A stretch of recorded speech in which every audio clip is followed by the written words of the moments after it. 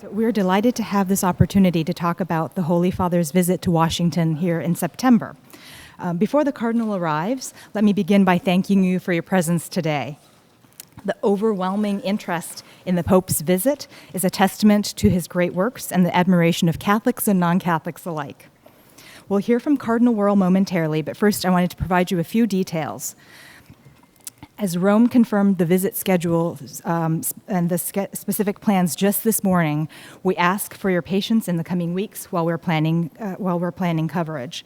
To begin, we invite you to apply for media credentials, which can be accessed at adw.org/Pope Media. The ADW page includes fact sheets for media about the Archdiocese and about the Holy Father, as well as the Catholic venues that the Holy Father will be visiting here in Washington. Again, that site for the media is adw.org/Pope Media. On July 8th, we will actually conduct site visits beginning at 8 a.m. to the various locations that the Holy Father will visit here in D.C., and you'll receive details about that field trip later this week. We'll also be posting information and content about the visit to our Archdiocesan website, as well as on our social media platforms. We are at Wash Archdiocese, and the hashtag we are using for this papal visit is Pope in DC. We will begin with the Cardinal's remarks, followed by a question and answer session with His Eminence. And joining the Cardinal today are representatives from the Catholic entities that are here in D.C. that the Holy Father will visit. And they will be available in the Great Hall after this event for some one-on-one interviews. I encourage you to use that opportunity to gather some remarks and footage that you may want to use in the future. Joining Cardinal Wuerl will be Monsignor Jameson, who is the rector of St. Matthew's Cathedral, who has graciously made this beautiful venue available this morning. Thank you, Monsignor. As well as Monsignor Rossi, the rector of the Basilica of the National Shrine of the Immaculate Conception. We also have Monsignor Ensler, President and CEO of Catholic Charities of the Archdiocese of Washington, and Mr. Frank Persico, who is the Vice President for University Relations and Chief of Staff over at the Catholic University of America, on behalf of President John Garvey, the President of Catholic University of America, who was unable to join us this morning. Monsignor Sal Criscolo, the pastor at St. Patrick's Church in Washington, D.C. And then also we have joining us Monsignor Rolandas Macricas and Father Michael McCormick on behalf of Archbishop Carlo Maria Vigano, the Papal Nuncio, who was unable to be here this morning. Now I'd like to introduce His Eminence Cardinal Donald Wuerl, Archbishop of Washington, who had the distinct honor of hosting Pope Benedict XVI in 2008 here in the Archdiocese of Washington. Cardinal Wuerl celebrated his 9th anniversary as the Archbishop of Washington, and just last year led the Archdiocese in the celebration of our 75th anniversary. Cardinal Wuerl. Jacob, thank you very much. And to all of you, thank you. Thank you for being here.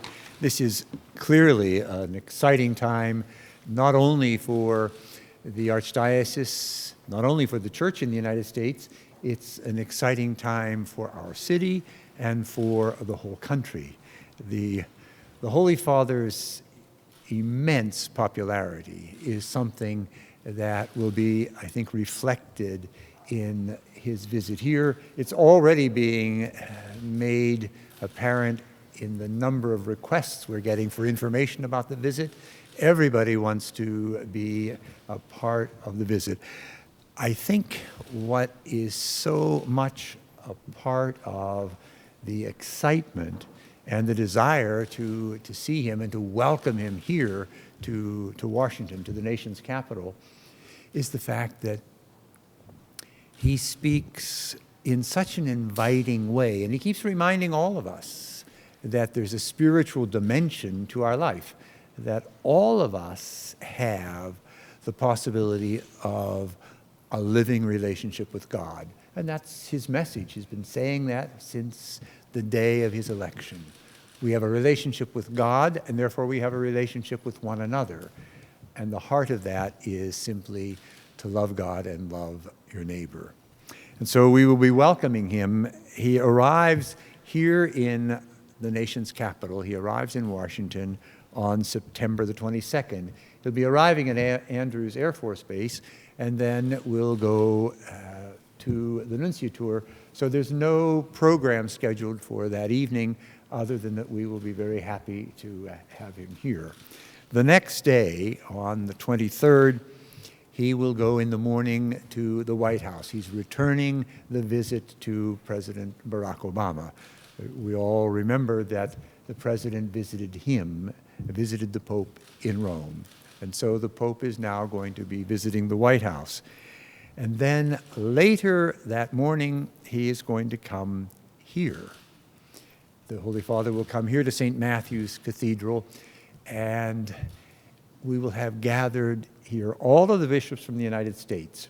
This is the Pope's visit to the United States, symbolized in being in the capital, and now symbolized by having all the bishops from the United States here, his visit to the church in our country. Then after he has a break for lunch, he's going to go out to the Basilica of the National Shrine of the Immaculate Conception. There at the shrine, adjacent to and overflowing onto the campus of the Catholic University of America, he will celebrate Mass. He will have the canonization Mass of Junipero Serra. Junipero Serra was that extraordinary evangelizer who came to the New World and made his way up the coast of California, forming missions that later became towns, cities, all a part of our landscape. That canonization will bring people from all over the country. We also hope to have at that Mass, recognizing a number of important realities of our moment. This is still the year of consecrated life. We're going to be inviting leadership of religious communities to be present. But one of the things we also want to show our Holy Father, to manifest to our Holy Father, is the work that is done on behalf of and responds to the needs of people, the poor, the needy, the marginalized. And so we're going to have a strong presence of Catholic Charities at that Mass. We'll also have, coming from the West Coast, representatives of California and parts of the western part of the country that have a special tie to Junipero Serra. And then, of course, there will be the invitation to the people of this Archdiocese, the people of this city, the people of our community, to be at that Mass. We're very pleased. Symbolically, this Mass is taking place at the shrine because it is the church, the national church. It's our national shrine honoring the Blessed Mother under the title of her patronage of our country. But it's so appropriate that it take place also at Catholic University. We're going to be using their campus for the congregation. And so as far as you'll be able to see from the altar looking out onto the campus will be places for all of those who will attend the Mass. And then the Holy Father, following that Mass, will make his way back to the Nunciature. The next day, September 24th, is a truly historic moment for our country because the President will speak at a joint meeting of Congress. The Pope will go to the joint meeting of Congress, and there, the Senate and the House of Representatives, for the first time in the history of our nation, for the first time in the history of the Church, will invite the Holy Father, the Pope, to speak to them. And we already are hearing that there's going to be a huge request for seats, for places. And so I keep saying to everyone, if you're talking about the White House and you want to be there, talk to them. If you're talking about Congress and want to be there, talk to them. If you are hoping to be at the Junipero Serra canonization Mass, talk to the shrine. Or give a call to Catholic University. But in the meantime, the demand for, the request for, the desire to be present to all these things, I think just speaks to the extraordinary popularity of this Holy Father.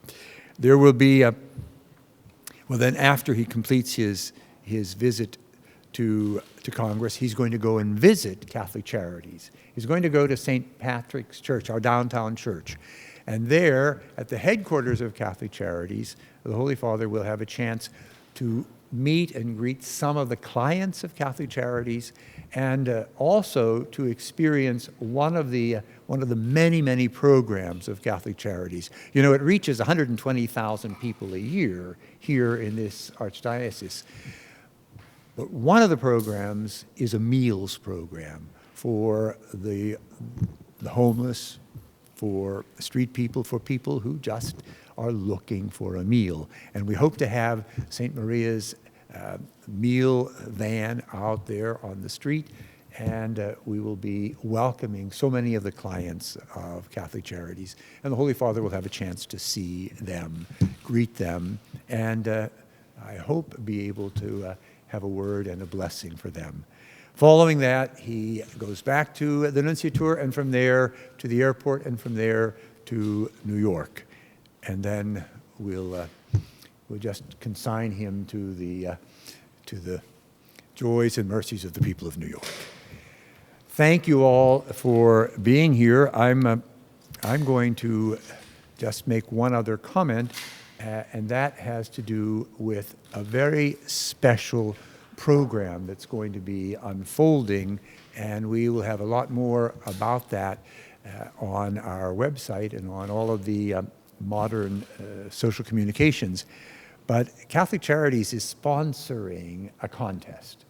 We're asking people, everybody who's involved in any type of service project, because one of the things we would like to do is invite this entire community to be of service to somebody else, to be of service to those in need, to show our love for God and our neighbor by being there to help others in need. So we're just asking anyone, if you have a video, if you can do, and today all you need is a cell phone and you have a video.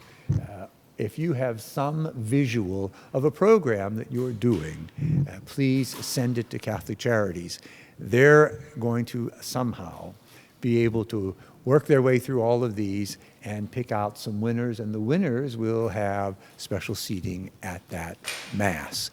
And so, having said that, I'm going to now turn this back over to Checo, because she has all of the housekeeping regulations on what's going to happen next. But let me just say thank you. Thank you for being here. It's through you that the story of the papal visit will get out. And it's through you that so many people who would like to be at all of these events and can't be will be there. And that's one of the great gifts you give this entire community, this entire nation.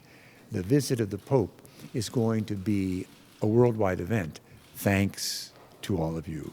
Thank you very much.